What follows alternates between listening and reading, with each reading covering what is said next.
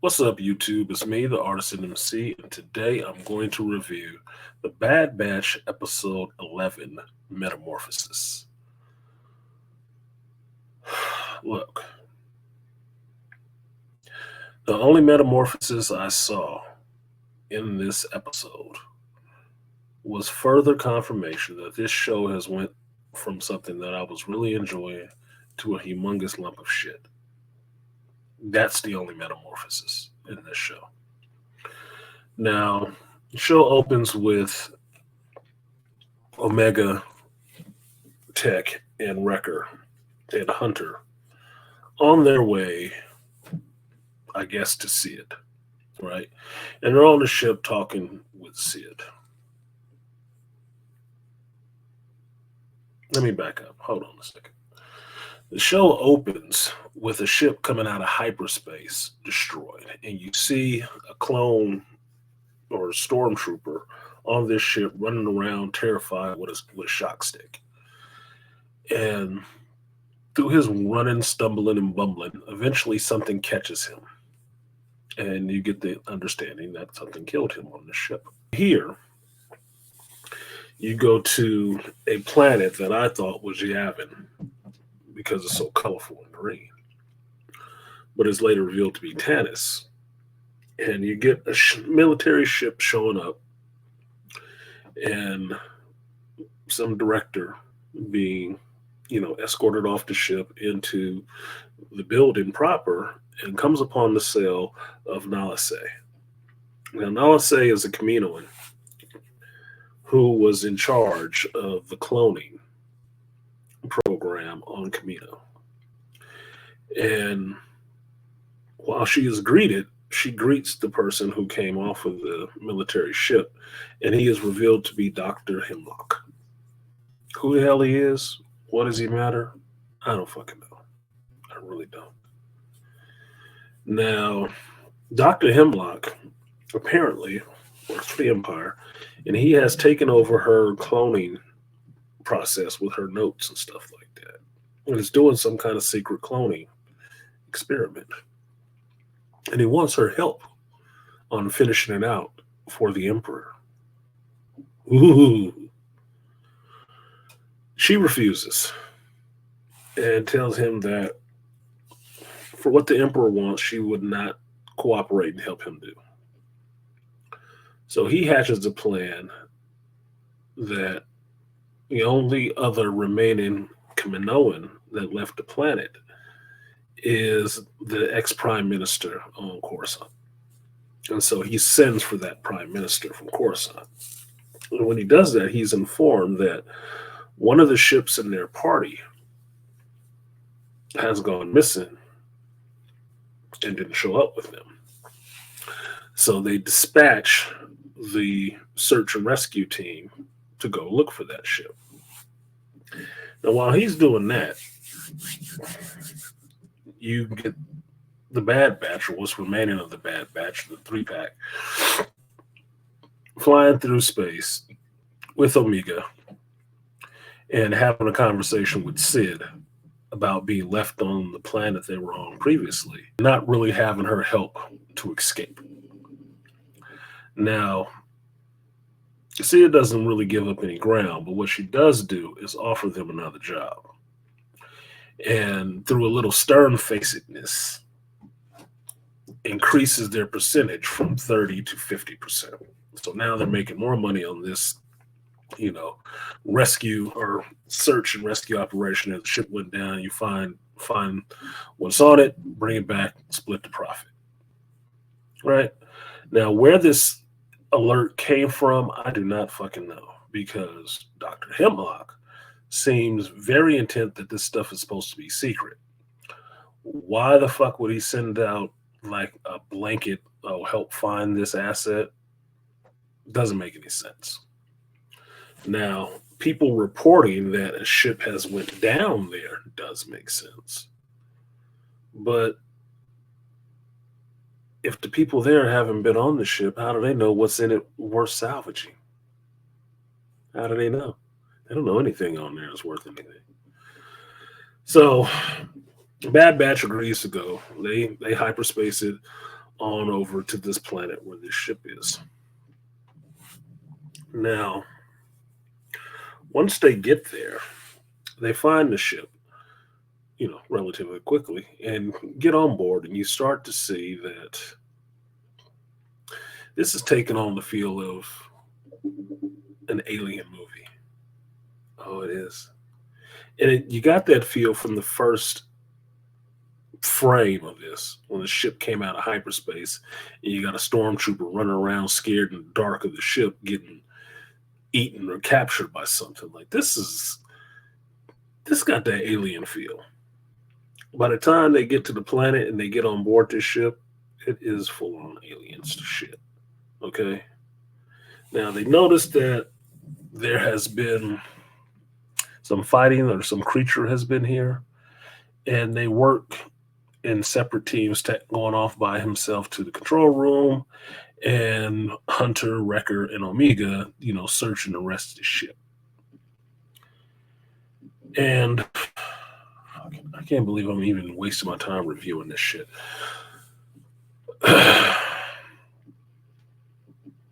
Omega and company find the hold and recognizes that there is Kaminoan technology in here. And it's Kaminoan cloning technology that she recognizes. Thanks. It's a good thing we had her along, isn't it? And although she says she recognizes some of it, the configurations, some of the rest of it is not how Kaminoans would do it. It's different. Now, while Tech is in the control room trying to reestablish power, he keeps hearing things. And eventually he restores the power and it starts booting up all the systems.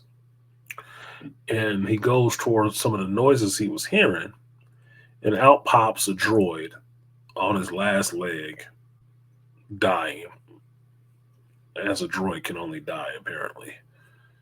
And all the droid is telling him is danger, danger, danger. You need to leave. Now, back in the hold with Omega and company, they're realizing that it's a big facility. It's really cold. It's a lab. They don't know what's going on, but something was in this huge container that's in there. And this is the part where they start hearing things. Lo and behold, while Wrecker is searching around and he gets slime on his hand and seeing some other stuff, they look up in the rafters and there is a creature with a slithering tail and everything. And at this point, I'm in the episode like, get the fuck out of here. It is totally an alien episode. Now, this is pissing me off. After this, I'm checked out. I'm like, fuck this show. I'm serious. After this, I'm going to fuck this show. I'm just watching it. I'm just watching it to get it the fuck over with so I can do this review. Apparently, what was in this ship was a creature. Some kind of creature that they don't recognize. Now, why they watch the creature chewing on electrical stuff, they don't make any connections. Now, once the creature, kind of gets onto their ear, through some of their own stupidity, the creature gets by them and gets out into the hallway. Once out in the hallway, since the power is being restored to the ship, it comes upon some power conduits and starts to snap down. Now, Omega and company catch up with the creature, and they're watching the creature on these power cables or this conduit and noticing that the creature has changed. It looks different all of a sudden. Now, on the other side of this creature is Tech, having freshly come from the control room with information that he got from the ship's computer. And he sees the creature. And one of his plans, when he sees the creature, is to shoot the power coupling and blow a hole in the ship, and out goes the creature into the wild. Stupid, I know. Stupid as fuck, I know. For one, the ship didn't crash that far from a city. Those were the people who called in that the ship had crashed.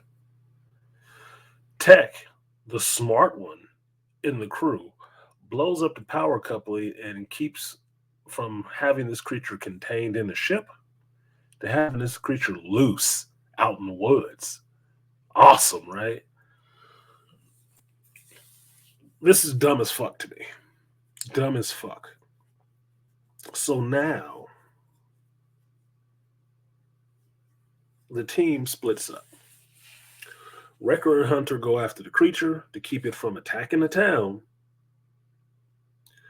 And Omega and Tech go back inside to grab some data out the computer. Forgive me, I mix it up. Right. So while Tech and Omega are in the back in the control room trying to download information from this computer to find out what the hell this thing is, Wrecker and Hunter get in their ship and get the Marauder, and then they're trying to track this creature.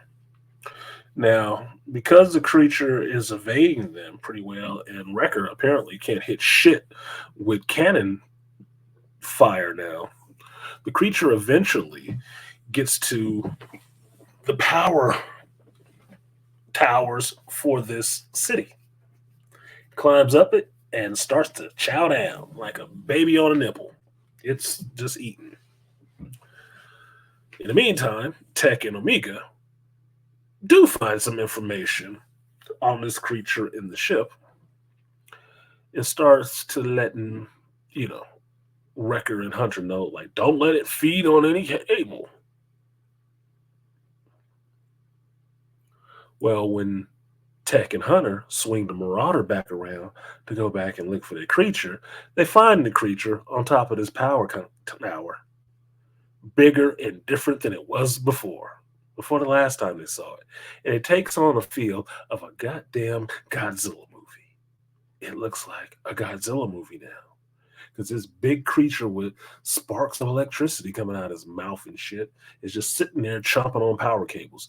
And nobody fucking thinks, after the 2 or 3 times they've seen this happen, stop letting this fucking thing eat power. Just saying. Now, while Hunter and Wrecker are figuring out what they're going to do about this creature and how to take it on, the search and rescue party of Dr. Hemlock shows up. And part of them, their detachment, goes after the Marauder with Wrecker and Hunter on board. Another portion of it goes to try to capture the creature. Now, while Hunter and the rest think that they're here to attack the creature, they don't know that who these people are, but while they're swinging around and trying to juke and jive and evade the people that are chasing them, they see that these people are capturing that creature. They're not trying to kill it. They're trying to capture it. And sure enough, the search and rescue has a laser, a parabolic antenna, some kind of laser or beam or something that actually does hurt the creature and weaken it into a state where they can pick it up like Neo from the Matrix and pull him into the light and throw his ass in a tank. Now, in the meantime, Omega and Tech are having to leave the ship because it is overloading, and the search and rescue team is out there with their second detachment going after the ship to try to destroy it. No, evidence, so to speak. Third detachment from the search and rescue squad sits down on the city and starts abducting the population who may have seen this creature, this Zillow, which is fucked up. I know a dude named Zillow, so I wonder what he's thinking when he sees this episode. Now, by hook and a crook and some clever tricks, Hunter and Wrecker are able to swing the Marauder back around and pick up Omega and Tech after the ship itself has exploded and they're out in the wilderness. They get aboard the Marauder and they beat feet. They the hell out of here. Apparently, they got past 3 Star Destroyers that were in orbit without getting shot down. Now, they got 5 ships chasing them too, but no, they don't get shot down. They're able to hyperspace it out of there and they're gone. And what you see with the search and rescue team is that they have this creature in this new container They fill it and they freeze it. They've captured the creature and they're taking it back to Dr. Hemlock. Now, while Dr. Hemlock is getting this news on the planet of Tanis, a shuttle shows up with the Prime Minister of Camino, the ex-Prime Minister of Camino. A little bantering ensues, the little veiled threats of this Prime Minister getting Nalase to actually help him. And Dr. Hemlock intimates that Prime Minister might not survive. So the Prime Minister takes it upon himself that if he can get Nalase to help, he gets his freedom. So he spills the beans. He spills the goddamn beans right then. No torture, nothing, no separate room, no nothing. Right there on the landing pad, he spills his goddamn beans within 2 minutes. That, if you want to get her to act right, you have to find a little girl. This little special little girl that was there with us on Camino. Who was all this centered around? Omega. Why? Because she's fucking special. So now Dr. Hemlock does want to hear all about this little girl who can make Nalase do what he wants her to do. And additionally, he wants to find out who these people in this military-grade shuttle were that were there and escaped. Because he has the town folk, the city folk who saw this creature, and the information is they're about to be killed because they saw that creature, and nobody's supposed to see the creature. And that's how the episode ends. Isn't that exciting, boys and girls? Look, this fucking sucked to me. This sucked. I'm fucking fears that I'm not getting an original story out of none of this. Nothing. Fucking Alien and Godzilla mixed together.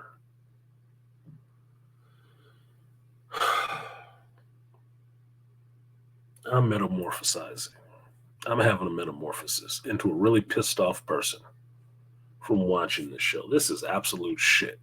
The only bright spot to this is that while I'm recording this thing, it just hit 11:59, and that means The Mandalorian episode 2 is up, which I'm going to watch, and I'll possibly enjoy a hell of a lot better than I enjoyed this. So, what I'm going to do is I'm going to bid you guys an adieu. Bad Batch episode 11 didn't matter at all to me. I thought it was stupid that they introduced this new character at what would be, I don't know, the end of the season. For what? To have this subplot with this goddamn creature? What does that have to do with anything? What? What does it have to do with anything? How is this important? Cloning? Get the fuck out of here. This is so... It's such lame shit. Honestly, it's just lame. It's not doing anything for me. I don't think it's doing anything for anybody. I really don't. So, that's it. That's my review of Bad Batch episode 11. Thank God it's fucking over. I don't know how many more episodes are left in this season. I really don't care. It's gone nowhere for me in 11 episodes. Nowhere, nothing interesting, regurgitated shit you've seen before. I'm done. So, apologies that it's not a more positive review, but that's what it is, man. I'm going to put the other segment up on Patreon. It's probably not even worth a fucking watch. It's probably not. I'll probably leave it unlocked just so people can, if they feel like watching it, take a peek. But that's not worth even watching.